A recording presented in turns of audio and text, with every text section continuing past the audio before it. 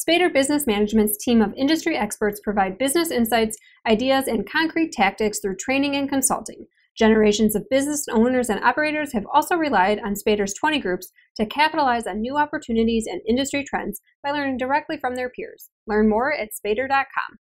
I'm Managing Editor Kim Schmidt. Welcome to On the Record. Here's an update on what's currently impacting the ag equipment industry.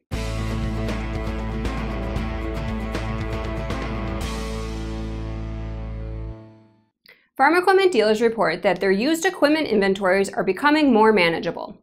According to Ag Equipment Intelligence's April Dealer Sentiment Survey, a net 15% of dealers report used equipment inventory is too high. Of those responding, 33% said their used inventory was too high, 50% said it was about right, and 18% said it was too low.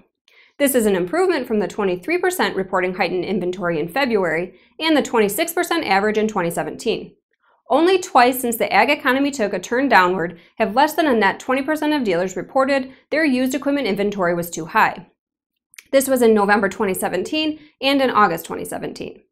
The last time dealers reported their used equipment inventory was too low was back in May 2012, when a net 3% of dealers reported not having enough inventory.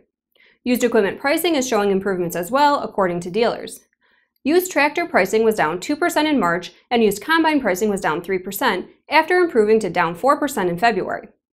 This week's dealers on the move are Redline Equipment and Titan Machinery. Redline Equipment has added the Miller sprayer contract to its 5 Ohio locations. Redline will also become the local servicing Miller dealer for customers who already own one of the sprayers. Titan Machinery, Case IH's largest North American dealership group, announced this week it entered into a definitive agreement to acquire Agrum Landtechnik Vertrieb and Agrum Landtechnik Rollwitz. The acquisition, expected to close in July, adds 4 stores in the German cities of Burau, Altramt, Rollwitz, and Gutzkow. Titan's chairman and CEO, David Meyer, says that since their first European acquisition in 2011, the dealership group has been keeping an eye out for a profitable store complex in a mature market, ideally Germany. Agrum was the perfect fit, he says. Germany is consistently one of the largest tractor markets in Europe. Germany has a strong economy, a stable geopolitical situation, and a solid banking and credit environment. We're excited to add the German stores of Burkau, Altramt, Rollwitz, and Jutsko to our European footprint, and welcome the quality and experienced Agrum employees to our Titan Machinery European team. He adds Agrum's market is a large acre farming unit similar to the markets in the Balkans and Ukraine, where Titan currently operates.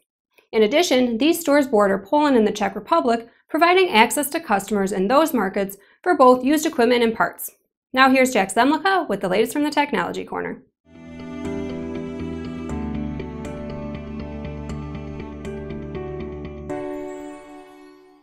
Thanks, Kim.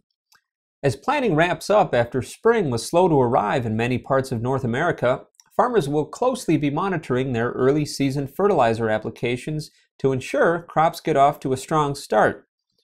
Use of nitrogen stabilizers are a staple on some farms to prolong the effectiveness of spring-applied nutrients. But a new company is beta testing a unique alternative to chemically applied nitrogen inhibitors. Lafayette, Indiana-based investment company Little Engine Ventures recently acquired technology company Stable N, developers of an aftermarket system that creates high-voltage electrical pulses to sterilize a 3-inch section of soil in the seedbed made during a spring fertilizer application or tillage pass. Renamed Boden Technology after the German word for soil, new company CEO Bill Goss says the science behind the technology creates a 5-week window before applied nitrogen in the seedbed will convert to nitrates. It's about 100,000 volts. It's kind of like a spark plug in your car. There's a burst of energy, very high burst of energy in a field situation because you're going across the field. You can go at about 6 miles an hour and you're charging, so it takes a lot of energy to do that. And you're basically impacting a field in the soil 3 inches wide, and it's usually about 5 to 7 inches deep because of the shape of the way the electricity flows through the soil. Goss adds that field testing will continue this spring, after which time the company will set a price for the system, and plans are for a limited release this fall. Back to you, Kim. Thanks, Jack. CNH Industrial reported its first quarter earnings on April 27th. For the quarter ending March 31st, revenues were up 17.1% to $6.8 billion. Ag equipment net sales were up 15.1% in the first quarter.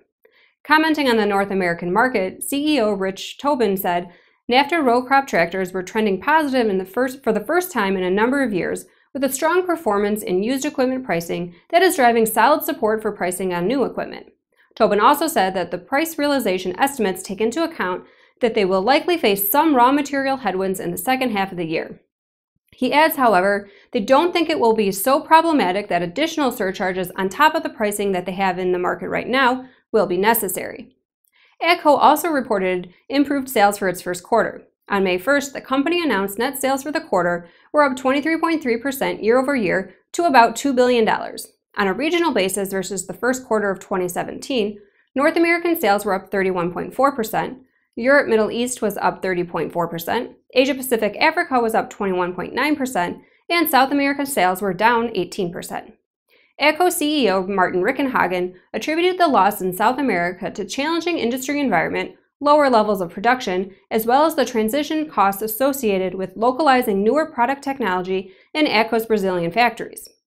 He added that they anticipate South American results to improve substantially throughout the course of the year. Looking ahead, CFO Andy Beck says the North American farm equipment fleet has begun to age and row crop farmers are now starting to look at replacements. AGCO has increased its outlook for 2018 and is now projecting North American industry tractor sales to be up modestly compared to 2017, with larger equipment driving the increase. And now from the Implement and Tractor Archive. The beginning of the 20th century, up until the stock market crash of 1929, saw unparalleled growth and prosperity in the farm equipment business, writes Robert N. Pripps in the book Threshers. The political conditions in both the U.S. and Canada were conducive to agricultural expansion.